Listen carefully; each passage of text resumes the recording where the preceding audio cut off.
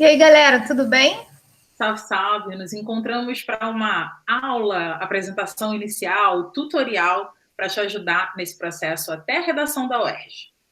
Então, a gente está aí pertinho da prova, pensamos, por que não, né, fazer um vídeo para a galera, para poder deixar vocês um pouco mais seguros e seguras para fazer essa prova. Então, assim, claro que a gente trouxe alguns recortes, né, de aulas, das duas primeiras aulas que nós demos para o curso de preparação para a prova da UERJ. A gente conseguiu formar pelos sobre-humanos duas turmas, e nessas duas turmas a gente fez nessa aula, que é uma aula que a gente chama de aspectos gerais da UERJ, e a gente trouxe alguns recortes para pontuar mais especificamente as diferenças entre a UERJ e o Enem, né? Como eu falei, para que vocês pudessem trabalhar de maneira um pouco mais segura nessa prova que vocês vão encarar daqui a pouco. Vamos lá? É isso, né, Babi? Uhum. Vou começar aqui a apresentação. Acho que até como forma de orientar vocês, né, nesse processo, em alguns momentos, sobretudo momentos em que a gente tiver textos, a gente vai sugerir que você pause, né? Não, a gente vai ficar aqui fazendo a leitura com vocês, né? Não vai ser um momento em que a gente vai ficar analisando textos com vocês, a gente pode até, caso vocês queiram, enfim, a gente pode fazer um outro momento assim, mas quando a gente estiver, eu vou já ampliar a apresentação, quando a gente estiver falando de texto, ó, dá uma pausada aí, lê esse parágrafo, dá uma pausada, lê esse texto, e aí você vai, a partir do que a gente está falando, tirar as suas conclusões acerca dos exemplos que a gente está trazendo aqui. Isso aí. Bom, análise geral da redação da UERJ. Essa foto eu gosto muito, Babi, dessa foto. Eu gosto da universidade, né, Ju? Eu gosto da universidade, exatamente. Enfim, né, gente, eu sou UERJiana, já tem um tempo que eu não vou lá por conta da pandemia, mas essa é uma imagem que a gente tem ali do estacionamento de frente para São Francisco Xavier. Acho que é uma imagem bastante bonita. Dicas úteis para a gente não se embolar, né, Babi? Algumas dicas aqui, para a gente começar esse nosso bate-papo. Não acredite em tudo que você lê na internet sobre as bancas. Ué, então por que eu vou acreditar em vocês? Porque sou eu e a Babi, né? Você tem que acreditar. Confia na gente. Enfim, para quem segue o canal aqui no YouTube, ou para quem segue a gente no Instagram, acho que sabe um pouco do nosso percurso, né? O tempo que a gente está dando aula, o tempo que a gente tem contato com essas provas. Mas é claro, não estou dizendo para você, a gente não está falando para você não acreditar em ninguém. A nossa sugestão é que você procure saber se a fonte é confiável ou não. Né? De onde essa pessoa, o que essa pessoa fez, por que ela está dizendo isso. Acho que, né, Babi, a ideia é para a gente poder também não ficar acreditando em alguns mitos que se tem sobre a UERJ, né? Com certeza. Acho que é importante a gente saber que tem diferenças entre a UERJ e outros vestibulares, sobretudo o Enem, que é o vestibular nacional e o maior que a gente tem hoje. E é fundamental a gente só entender o que a UERJ tem de característico. Não é nenhum bicho de sete cabeças, nem nada impossível. E aí, quando a gente diz não acredite em tudo que você lê na internet, é porque a gente tem um ponto para conversar nessa aula de hoje, ou nesse papo de hoje, como você preferir. Que, na verdade, nenhum vestibular de redação tem modelo. Mas se alguns parecem até ter algum modelo, não é o caso da UERJ. Então, exatamente, cuidado com o que você encontra pela internet, que tem modelo não. E aí eu acho que também, até para orientar vocês, ou até para orientar quem está chegando agora ao canal, né? Não é só porque eu sou da UERJ que isso me dá um crédito para falar da banca, não é sobre isso. É porque eu acho que tem alguns meios de a gente ser orientado para essa prova. O principal meio é o edital, a gente vai falar um pouco sobre ele. Toda banca tem um edital, é importante que você leia o edital. Acho que o segundo principal meio para a gente saber um pouco mais sobre esta prova de redação é a gente estar ligado naquilo que vai falar o DSEA, né? O Departamento de Seleção Acadêmica, sobretudo o que vai falar Gustavo Bernardo, hoje responsável pelo DSEA, responsável pela prova de redação. O professor Gustavo Bernardo, ele tem deixado bastante acessível, na minha visão, né, as informações sobre essa banca. Ele escreve com bastante frequência para a revista Vestibular UERJ. Ele tem ali pelo menos uns 3 ou 4 artigos de extrema relevância para você entender, principalmente. Também tem um artigo lá, tá? Para você entender principalmente as últimas mudanças desde o vestibular de 2016. Ele faz as lives, teve a live dele recentemente, mas tem uma live de 2019 sobre redação argumentativa que é muitíssimo boa. Ele tem um livro, Redação Inquieta, que é super importante para professores e professoras e alunos e alunas. E como a Babi falou, também tem um texto no vestibular, na revista Vestibular, que eu tive aí, né, o prazer de escrever e de ter publicado um artigo em que eu escrevo com a professora, um artigo no qual eu estou escrevendo ali, né, com a professora Caroline Martins, do Redação em Ponto, e a gente botou até como uma brincadeira o título, né, assim, uma brincadeira entre a gente, não tem mistério, tá no edital. Então, a revista Vestibular, o UERJ, é uma revista importante para você confiar e para você ler o que está sendo dito por essas pessoas, né, que estão falando sobre a prova da UERJ. E aí o nosso papo vira confiável porque a gente está se baseando no edital, no que está na revista. Então, pode confiar na gente, tá? Pois é. Quando te falarem, isso é uma coisa que eu, como professora, né, diretamente de produção textual, falo muito para os alunos, para as alunas. Escreva assim ou escreva assado, pergunta por quê. Porque se isso tiver alguma fundamentação teórica do gênero dissertativo argumentativo, se tiver alguma base dentro da ideia até da gramática normativa que é cobrada para esse gênero, por exemplo, a pessoa vai ter uma resposta. É porque muitas vezes eu passei muito por isso, assim, o corretor ou a corretora disse para escrever assim, não assado. E, na verdade, era muito o estilo da pessoa que corrigia, e não necessariamente uma sugestão que fazia sentido para o ensino de produção textual. Essa é uma preocupação muito nossa, né, Babi? Quando a Babi fala do modelo, tem a ver com isso também, de a gente respeitar as singularidades dos textos, né? Os textos, eles têm autorias, vocês são autores dos textos de vocês. Então, é importante que tenha as características que vocês querem imprimir para aquele texto. Eu não posso tirar do seu texto algo que é do seu estilo. Agora, eu posso corrigir aquilo que está dentro dos limites da dissertação argumentativa. Esse é o ponto. Isso aí. Posso avançar? Uhum. Nunca, de forma alguma, use caveirões, receitas prontas, textos que não são seus nas provas da UERJ. E aí, o que a Babi falou do modelo. Tudo bem? Tô indo, hein, Babi? Quando você... Tá? E leia um livro. O livro, ele... É possível tirar nota máxima sem ter lido o livro? Sim, desde que a banca exija o livro, que foi no vestibular em 2017, chamado vestibular 2018, né, porque a UERJ usa como nomenclatura o ano seguinte. Uhum. O livro, você consegue tirar 10, agora vai ser 10, mas até ano passado era 20, redação você vai valer 10, nesse novo modelo por conta da pandemia. Uhum. Você podia tirar nota máxima sem ter lido o livro, tá? Mas o livro, ele é de extrema relevância, eu vou só repetindo o que o Gustavo Bernardo fala, para você estar imerso aí nesse tema que vai aparecer, né? O tema sai do livro, a leitura do livro te ajuda a pensar como o Gustavo fala, né? O professor Gustavo. Você vai ao longo da leitura escrevendo no seu inconsciente uma redação. E na última live, né, Babi, ele até comenta assim, gente, não precisa citar outras pessoas, né? Não precisa ter essa preocupação do repertório que o Enem vai trazer. Você tem o livro, você pode usar o livro para ser a sua citação, para ser o seu elemento de intertextualidade ali mais marcado, né? Enfim. Sim. E aí é importante a gente pensar, pode passar, já que quando a gente fala sobre essas questões todas, a gente precisa lembrar de como você vai escrever o seu texto. Então, a gente acredita, aqui no Sobre Humanas, Juliana e eu, e acho que é por isso também que a gente está desenvolvendo esse projeto juntos, que quando a gente pensa num texto, ele não existe deslocado de quem você é, do que você já experimentou, do que você já vivenciou e da forma como você se coloca no mundo.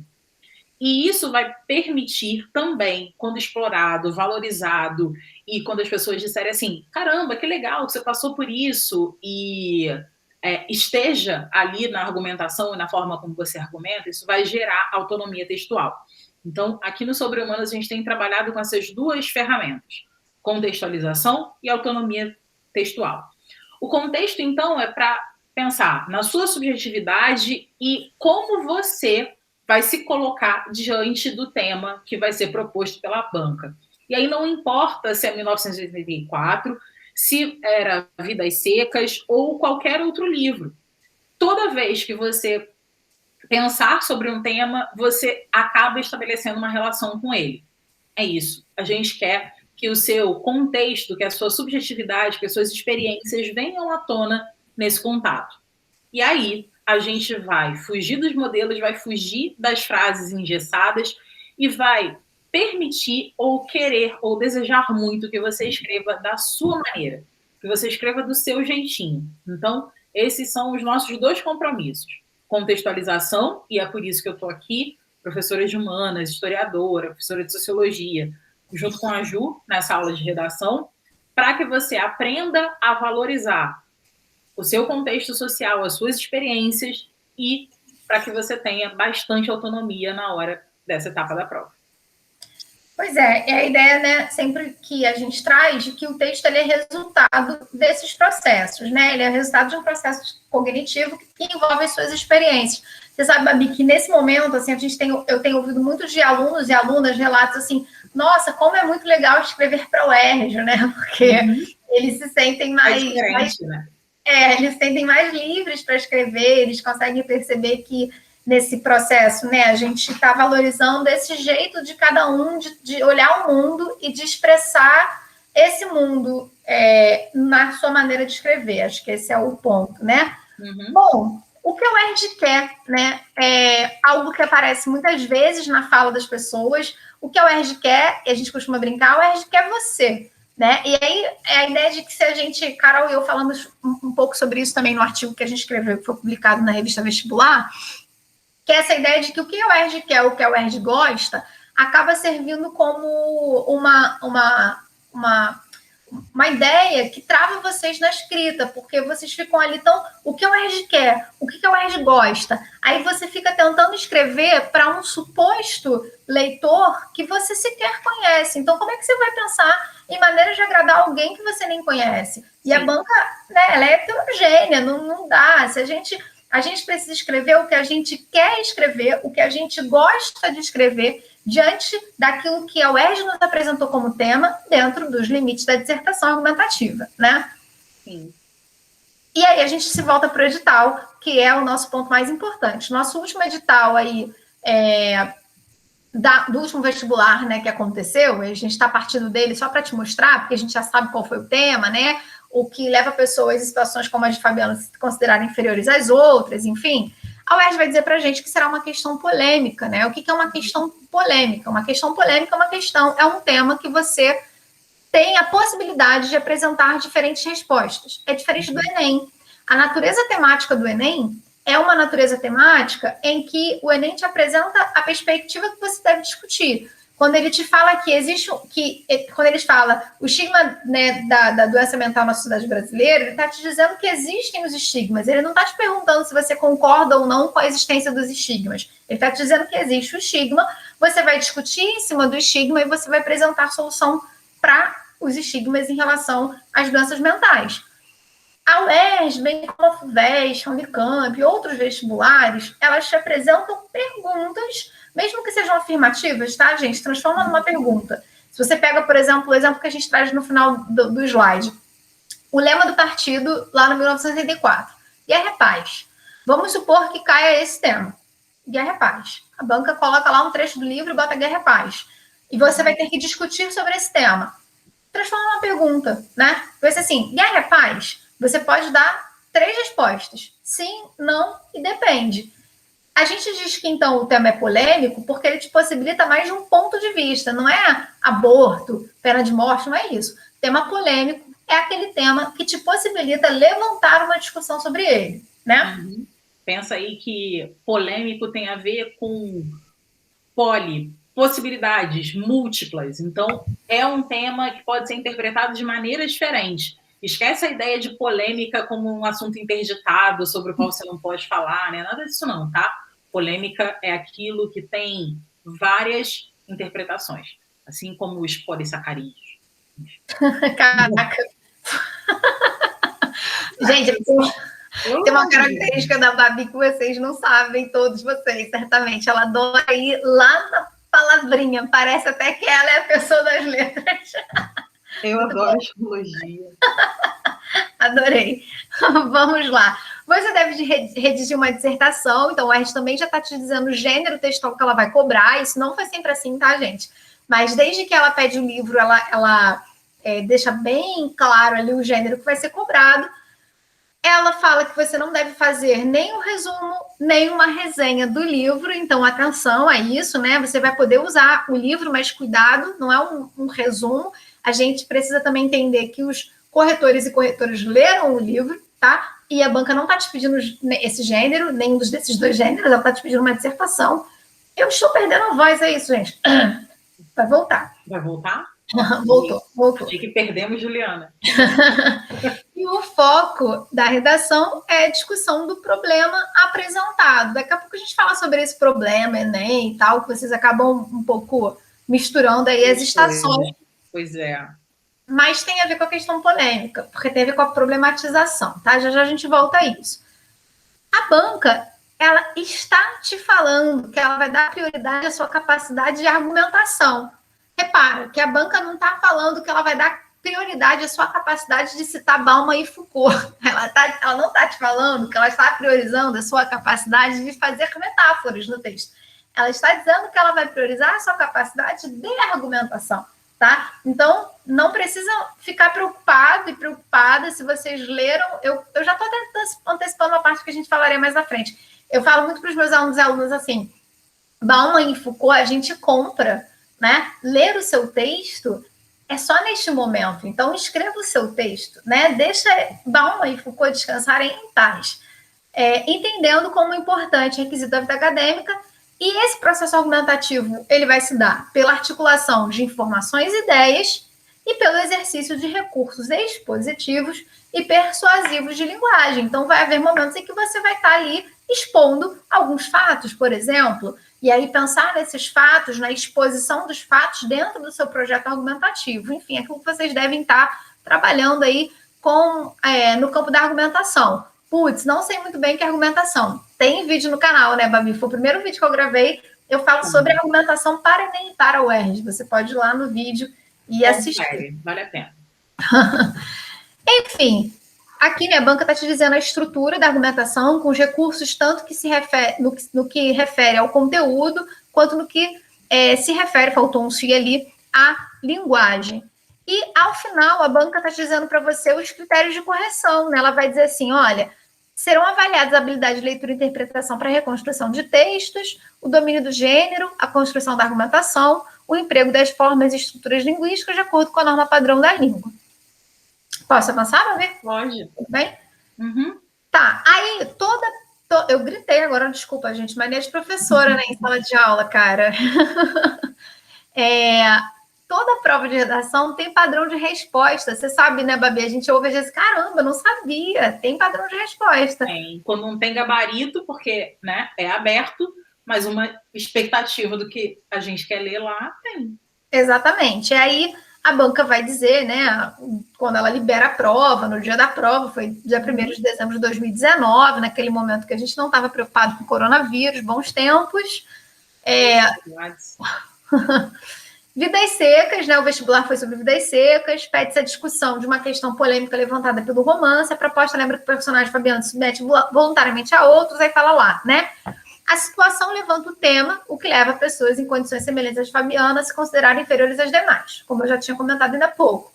A banca vai dizer os caminhos que você poderia traçar aí na sua redação, né?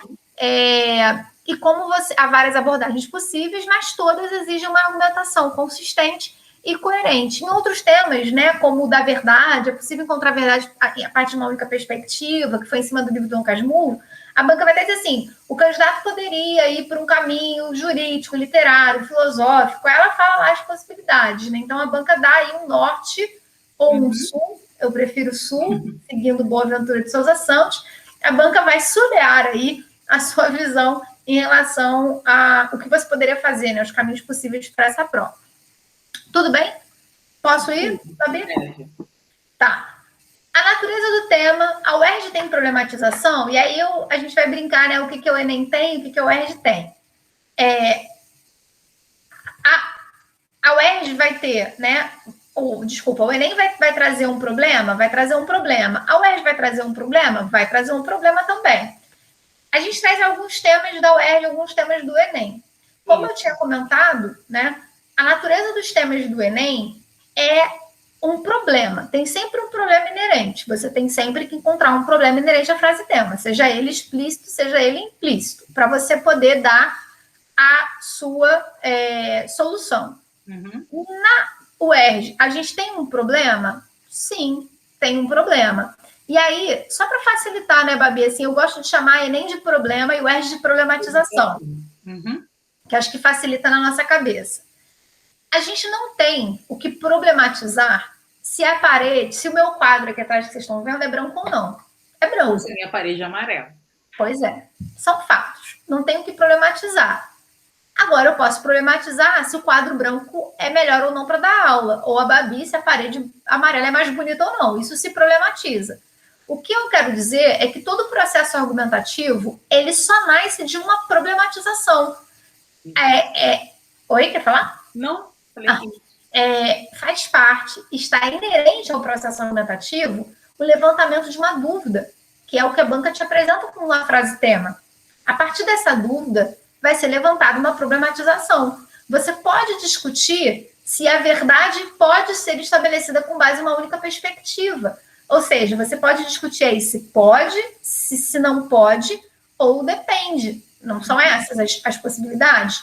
Você pode discutir se é justificável cometer um crime para vingar outro crime. Isso é discutível, né? É possível levantar uma problematização. Você pode dizer que é justificável, não é justificável, ou depende da circunstância. E você pode discutir o que leva pessoas em condições semelhantes às Fabianas a se considerarem inferiores às demais. Só uma dica desses temas, o que leva, né? Você vai listar elementos que levam as pessoas a se considerarem inferiores, mas você vai problematizar na explicação. Porque para você são esses elementos que fazem com que as pessoas se sintam inferiores às outras, por exemplo. Porque para você, determinadas circunstâncias acontecem na sociedade. Esse é o ponto-chave ali para a argumentação. É você trazer o seu ponto de vista, que vai ser diferente dos demais candidatos, para discutir, para problematizar a situação que está sendo apresentada. Isso aí. Não é isso? E aí você se coloca diante do tema, né? Que já é um dos próximos passos que a gente vai dar aqui nessa conversa. Exatamente. Se tem problema, tem causa? Tem causa. É só para brincar, porque às vezes assim, então eu não vou trabalhar a causa. Gente, se a frase tem um porquê. Tipo, você vai ter que trabalhar a causa. Um porquê, né? Então, cuidado, né? A gente vai. Beijinho sem aceno. Responde. A gente vai ter esse caminho. Capacidade de análise. Passo a bola para você, dona Babi. Beleza. E aí a gente precisa entender que quando a gente está diante de um assunto, seja ele qual for, a gente estabelece uma relação com ele. Não quero dizer se posicionar, não, porque parece que a gente está contra o tema, tá? Que algumas vezes a gente vai estar contra ou a favor. Então, você não está se posicionando em relação ao tema. Você vai estabelecer uma relação com ele. E a gente vai chamar que dessa relação com o tema, você vai ter graus de intimidade. Ou seja, como alguém que está estudando para o vestibular, todo mundo já deve ter dito que você precisava assistir aos telejornais, ler as notícias, estar super informado. Agora você pode acompanhar podcasts, canais no YouTube. Você precisa estar hiper focado, porque a atualidade também é uma característica do vestibular. Então, você tem que, né, estar bem atento ao que está acontecendo ao seu redor. Se você tiver um tema de redação que já tenha passado no seu radar, ou alguma coisa que você já tenha estudado, ou sobre a qual você já tenha, enfim, discutido, ou que você saiba alguma coisa, isso vai construir esse grau de intimidade que você tem. Mas lembra aí, esse grau de intimidade entre você e a temática vai depender de inúmeros fatores. E acho que tem um ponto importante, que é o meu jeitinho de te dizer assim, calma, é possível que você chegue lá e que você encontre um tema sobre o qual você não sabe nada. No caso da UERJ, isso é quase impossível por causa do livro, né? Uma vez em que você já tem um caminho para saber qual vai ser a redação. Mas, de modo geral, se você não tem um direcionamento como um livro obrigatório, pensa o seguinte, esse costume, ele acaba sendo, nessa relação que você tem com o tema, ela acaba sendo levada para a ideia se você tem conhecimento sobre o tema e se você não conhece esse tema. Eu acho que vale sempre a gente pontuar o seguinte, se você não sabe sobre um determinado tema, né? Se você tem desconhecimento sobre aquilo, por que será que você tem desconhecimento? Será que você nunca ouviu falar disso por ignorância? E vamos lá, né? A gente está em 2021, desde as terríveis comunicações via WhatsApp, até todos os canais e possibilidades de informação que a gente tem, é difícil a gente ignorar por completo um assunto. A gente já ouviu falar. E aí dá para você se perguntar o seguinte: não é necessariamente que eu nunca tenha ouvido falar sobre esse tema, mas eu nunca pensei sobre ele. Opa, por que você nunca precisou pensar sobre isso? Será que alguém que tenha outras características que você, e a gente já vai passar para esse tema um pouquinho mais à frente na nossa conversa, será que alguém não prestou atenção nesse tema? Será que alguém de outro gênero, de outra orientação sexual, de outra religião, de outra nacionalidade, não levou esse tema em consideração? Então, talvez o seu desconhecimento sobre o tema e o que vai reduzir o seu grau de intimidade pode se tornar um elemento lá para a sua argumentação, tudo bem? Mas a gente volta para esse ponto mais para frente. Agora, queria, aí, Ju, pode passar de verdade, pensar no seguinte exemplo. Quando a gente fala sobre capacidade de análise, a gente coloca, então, como você vai se comportar, né? Quase isso, quase se comportar, como você vai se comportar diante de um assunto. E aí, como exemplo, eu usei 2 postagens no Twitter da Prefeitura do Rio de Janeiro. Uma do prefeito, Eduardo Paes, que dizia que para construções irregulares ou sem autorização, a casa ia cair.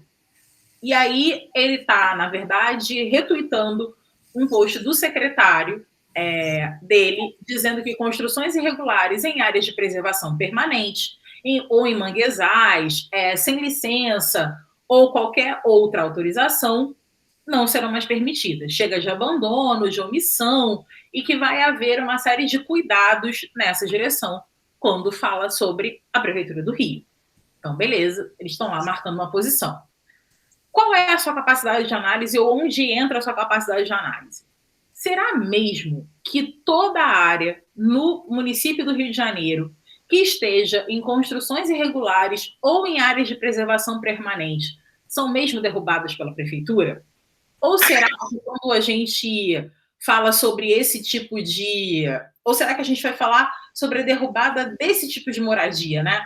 Que está ainda na alvenaria, no tijolo e tudo mais. E aí a nossa capacidade de análise, pode passar, Ju, de boa, vai entrar sobre como é que a gente pode... Como é que a gente se posiciona diante desse tema? Na verdade, não se posiciona, a gente não era posicionar. Como é que a gente vai avaliar essa parada, quando a gente vê lá, Twitter do prefeito, tá, e você vai lá, curto, compartilho, vou escrever uma crítica. Então, para isso, você tem que tomar decisões básicas, né? Primeiro que ela tá certa, depois que ela tá errada, né? Ou você pode dizer também, talvez meio certo, meio errada e tal. Daí você pode começar a fazer maiores avaliações, do tipo, será que todas as áreas em preservação permanente serão derrubadas em todo o município do Rio de Janeiro? Será que todas elas vão ser derrubadas? E se elas forem mesmo todas derrubadas, o que será que isso significa, né? Tá. Posso pensar mais um pouco, hein? Será que as construções irregulares das milícias no município do Rio de Janeiro também serão derrubadas? Babi, mas aí elas não estão em áreas de preservação permanente. Ok, mas elas são irregulares e elas não têm autorização. Não vale a mesma lógica? Será que elas também não deveriam ser derrubadas? E aí, você pode usar uma perspectiva da sua formação, de onde você está, tá? Você está na escola, e nem estou pensando que você foi um super, ultra, mega estudante de história ou de sociologia. Mas todo mundo sabe, em diferentes espaços do Brasil, não é só no Rio de Janeiro, não, da tal da reforma urbana do Pereira Passos. Aí você lembra disso. Opa, quando você derruba casas nessa cidade, ou quando você fala de áreas de favelização, você tem uma questão de uma política pública. Esse é um dado. Posso pensar sobre isso, porque isso me lembra a reforma urbana de Pereira Passos. Eu aprendi isso na escola, nas aulas de história. Não estou indo muito longe, tá? Mas se eu quisesse ir longe, voar mesmo, eu até podia pensar sobre a ideia de direito à cidade, que é um conceito importante para a gente pensar sobre urbanidade, como a gente tem lidado com as cidades na nossa atual conjuntura, mas também para a gente pensar sobre direito à moradia. Por que as pessoas também precisam construir habitações em áreas irregulares? Será que todas as habitações em áreas irregulares são construídas para propósito de enriquecimento de maneira ilícita e tudo mais? Então, essas avaliações vão sendo elaboradas a partir do grau de intimidade que você tenha com o tema, maior ou menor. E todas elas são possibilidades para você construir a sua argumentação, tá? Então, calma aí, vai de boa, vai dar certo. Vou passar? Uhum. A correção da sua redação, né? E aí tirei lá da revista vestibular, o UERJ, esse trechinho, né? Ele vai dizer para a gente, né? A proposta de redação gera seus próprios critérios objetivos. Se pede uma dissertação, vai ser avaliado se você fez uma dissertação e não uma narrativa, ou não um poema. Se tem que ser uma dissertação argumentativa, vai ser avaliado o seu texto argumentativo, né? O quanto você conseguiu apresentar argumentos aí que o texto vai dizer para a gente que sejam suficientes, que sejam pertinentes, quando indutivos, suficientes e pertinentes quando indutivos, ou seja, quando você traz exemplos do cotidiano, exemplos eu falo exemplos factuais, quando você traz fatos, né? E aí você pode pensar até numa relação entre fatos do cotidiano e exemplos do livro, traçando uma comparação entre eles. Isso é um modo de argumentar. Se são dedutivos, ou seja, se são conceitos, se são premissas, eles são válidos, esses conceitos, essas premissas, essas leis, essas verdades cristalizadas, elas estão sendo válidas?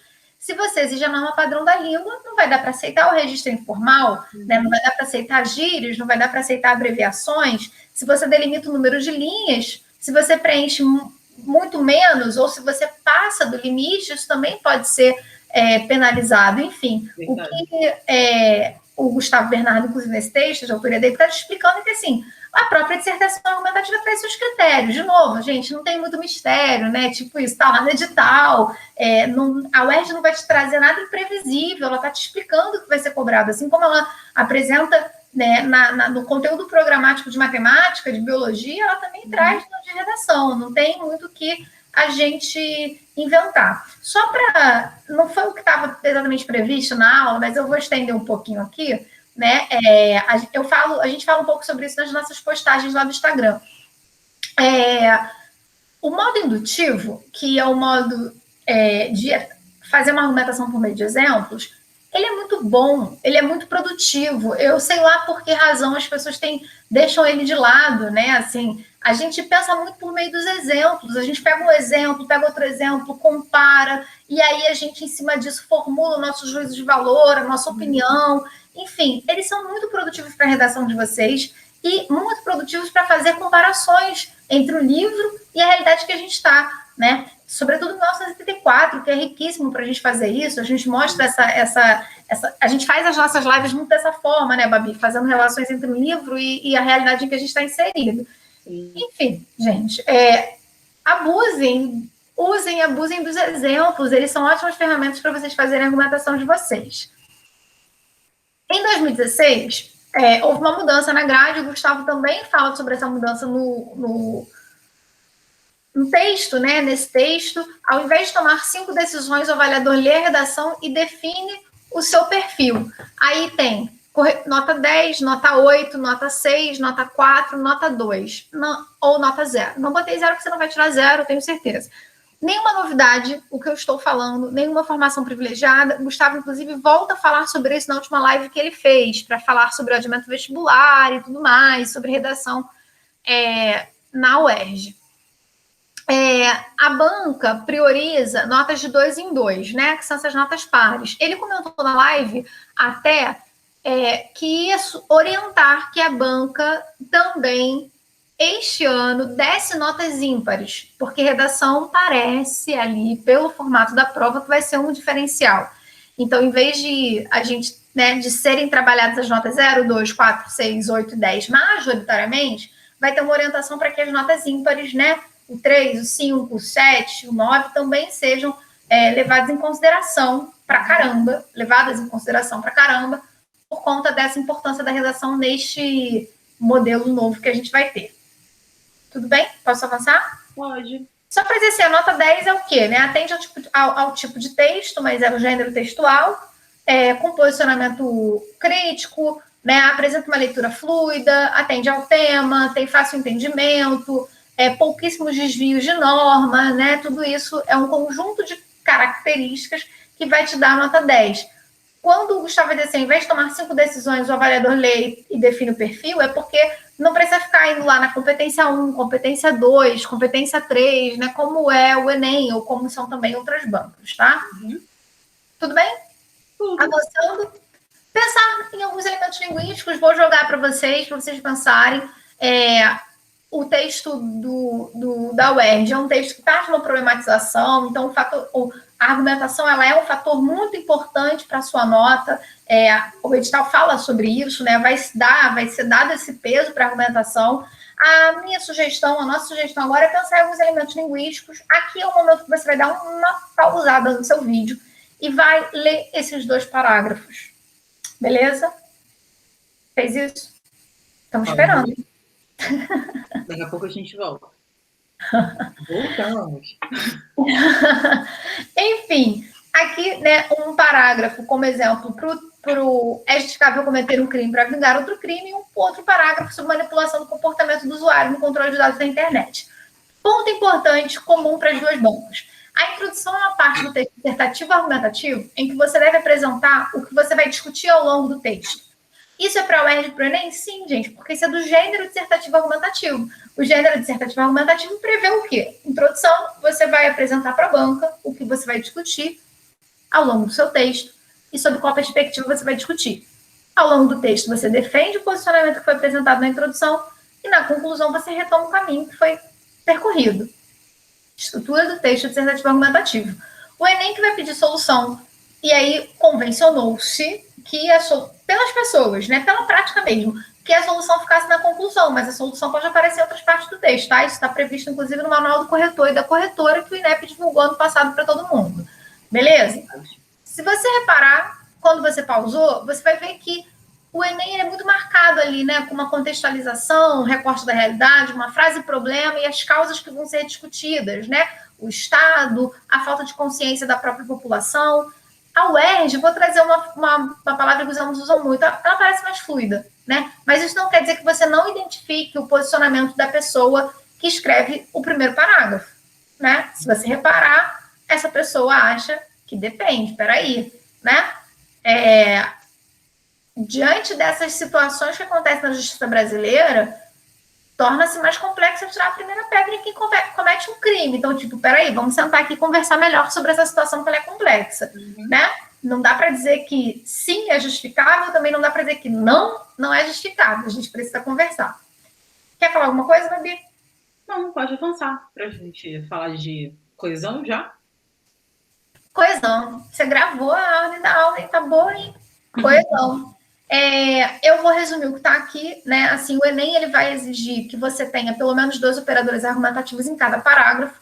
No seu D2 você tem que ter um no início, no seu D3 tem que ter um no início, né? Desenvolvimento 2, desenvolvimento 3, e tem que ter um na conclusão.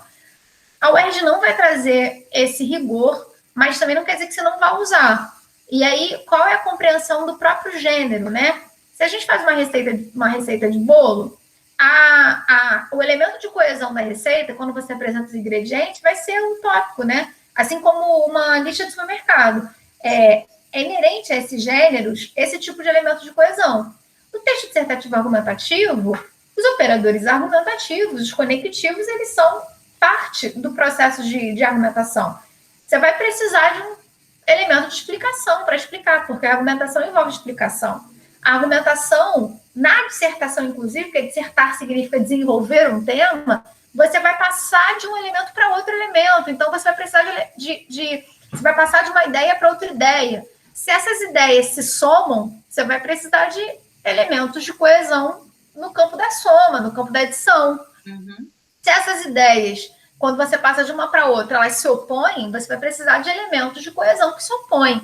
O ponto é que não se fica contando quantos conectivos tem em cada parágrafo, porque se entende que, pela natureza do gênero argumentativo, os conectivos têm que aparecer. Se eles não aparecem, é porque você não fez uma argumentação, né? Acho que esse é o ponto. Não precisa, a cada ponto, colocar um elemento de coesão marcado, um conectivo marcado, porque a coesão também é feita pela progressão temática, pelo conteúdo de uma frase que se completa pelo conteúdo da outra frase, por exemplo, né? Então, é um ponto aí para a gente pensar. Tudo bem? Avançando. Posso, Babi? Pode. E aí chegamos na minha praia, né? Falar sobre o repertório, porque, quer dizer, na minha praia mais ou menos. Praia da Ju também. Quando a gente fala sobre repertório, não é nem todo mundo sabe que tem que ter um repertório sociocultural e que ele tem que ser legitimado, ele tem que ser pertinente, que você precisa citar vários autores e autoras e que você, nossa, tem que ser um texto cheio de informação, né? E aí, para a UERJ, precisa? Tem que ser a mesma coisa? Eu acho que não precisa. Você pode ficar bem mais calma nesse sentido. Até porque a gente pode começar a entender que quando a gente fala sobre essa dinâmica, é que para a UERJ não tem um critério específico, né? A compreensão de texto que a UERJ vai apresentar na sua banca tem a ver com as teorias linguísticas que vão ensinar que todo texto é escrito a partir de outros textos com os quais você já teve contato ao longo da sua vida. Então, a partir do seu conhecimento de mundo, que é muito importante, e a forma como a gente vai compreender esse mundo. Então, é a tal da contextualização que eu falei antes na nossa conversa. Então, não tem na UERJ um critério específico de correção na prova para falar sobre repertório sociocultural. Mas a gente entende, Ju e eu, que não dá para escrever um texto se não houver repertório. Porque você lê outras coisas antes, se informou sobre outros aspectos, então, quando você escreve um texto, você não está escrevendo do nada ali naquele momento. Há bagagens que você traz, com experiências, com informações, com leituras, relatos outros, que você acaba colocando, sim, lá na hora da sua redação. Tudo bem? Então, ele não é uma exigência da banca, mas, ao mesmo tempo, a gente está aqui para te dizer que não dá para escrever nada se você não tiver um repertório. Tá bem? E eu acho que até retomando o que você falou no iníciozinho do vídeo, né? Os marcadores, de onde a gente parte para falar, né? Babi comentou isso, assim, tem coisas que eu não pensei. Por que eu não pensei? Porque não perpassou a minha raça, porque não perpassou o meu gênero, porque não perpassou a minha faixa etária, por exemplo. Só estou comentando isso para pontuar que existem, como eu falei, existe uma possibilidade de aquisição de conhecimento que tem a ver com uma leitura do mundo, não necessariamente leitura de livros. Então, às vezes, até quando vocês ouvem um professor que fez uma citação muito maneira, ou que está falando assim, bota isso no seu texto que você vai arrasar, aquela frase é um atravessamento dele, não necessariamente seu. Partiu de resultado das suas experiências de mundo, não necessariamente das suas experiências de mundo. E por isso que quando você tenta reproduzir uma coisa que um professor ou professora te falou no seu texto, esse texto fica Frankenstein, né? Fica esquisito. Então, porque não necessariamente você viveu aquilo, você leu aquilo. Só porque acho que Babi deve ouvir também, eu ouvi hoje, inclusive. Eu não li tanto quanto você, sim, gente. Hoje eu tenho o dobro da idade das pessoas para as quais eu dou aula, por exemplo. Quando eu comecei a dar aula, não, eu tinha 21 anos, então ela estava bem equiparada. Mas eu já tenho o dobro. Então, eu vou ter lido mais coisas, né? Porque vai fazer parte da minha trajetória. Só que eu falei isso uma vez para uma aluna. Existe uma leitura possível, ela que saía de Japeri para trabalhar em Copacabana, ainda tinha que depois assistir aula.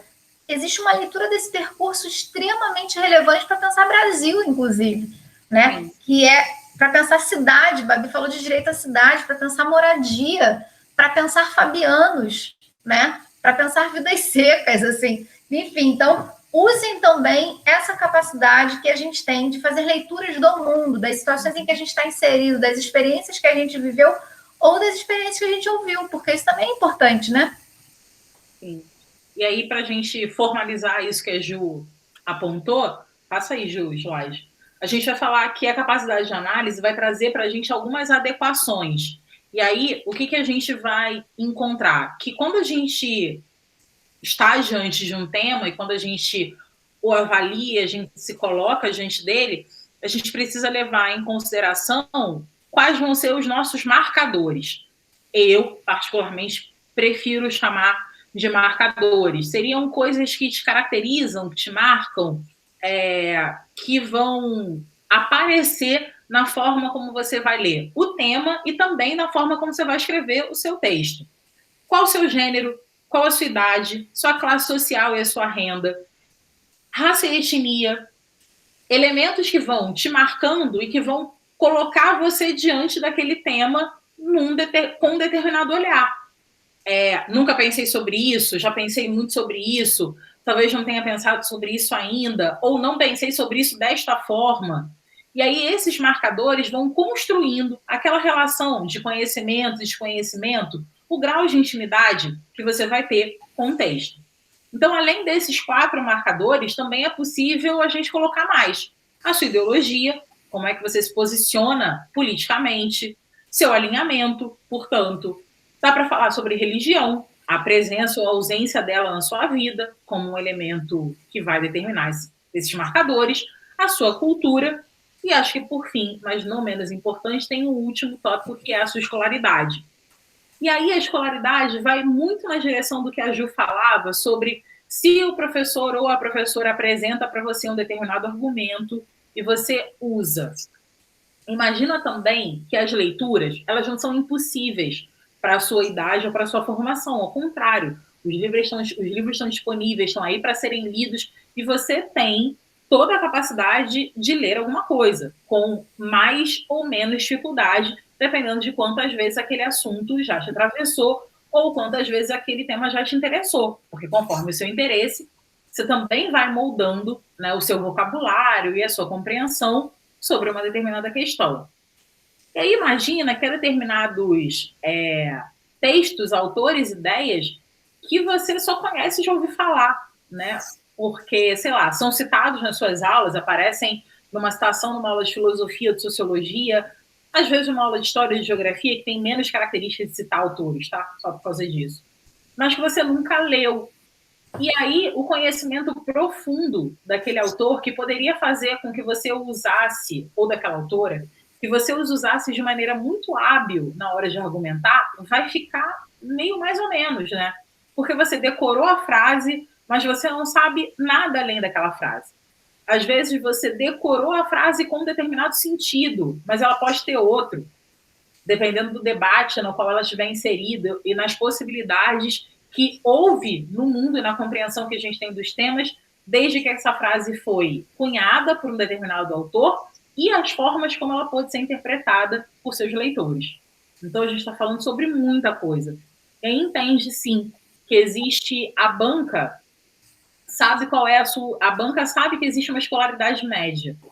Bem, independentemente da sua idade, você está prestando vestibular, mesmo que você já tenha até feito outro curso universitário, a banca está produzindo uma prova, não para você dizer que você já é formado e que você está indo para a sua segunda graduação. Nada disso. A banca está fazendo uma prova para você passar quando você sai do ensino médio.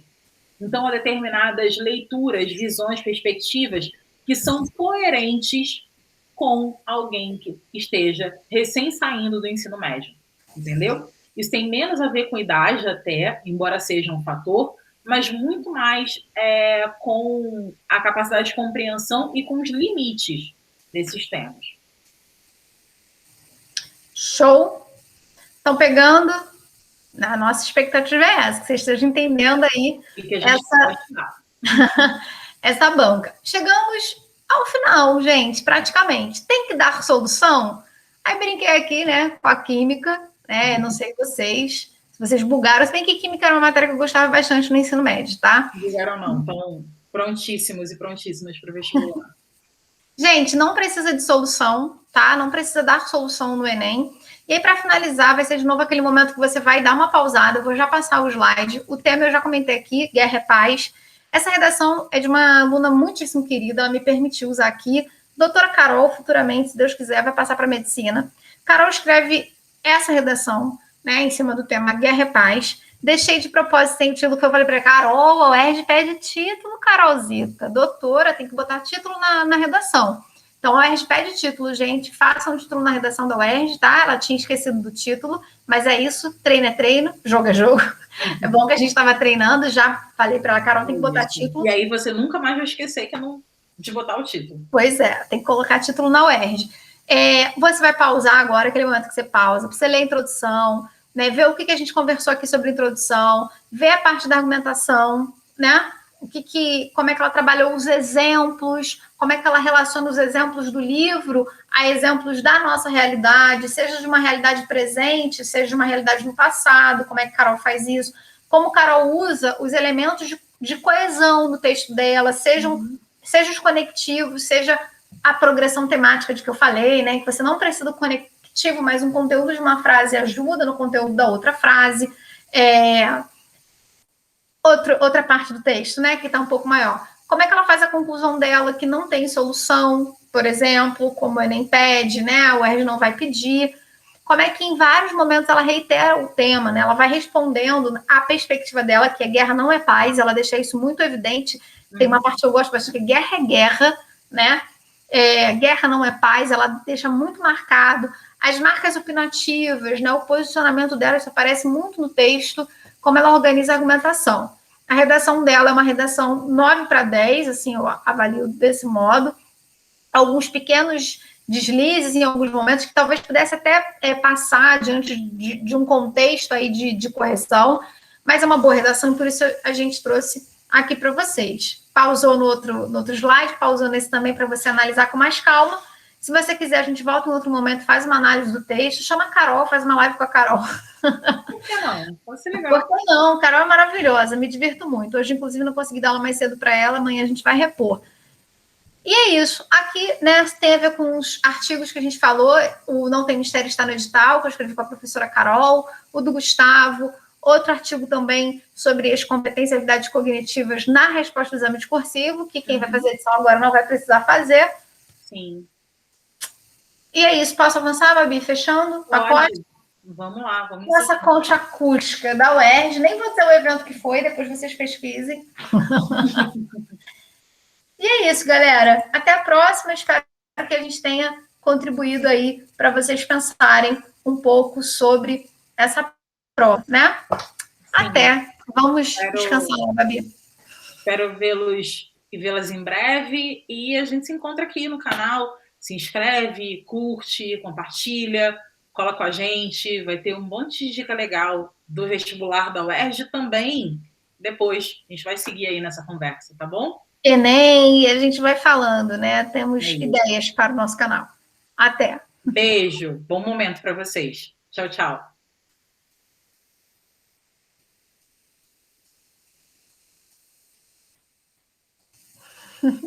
Acho que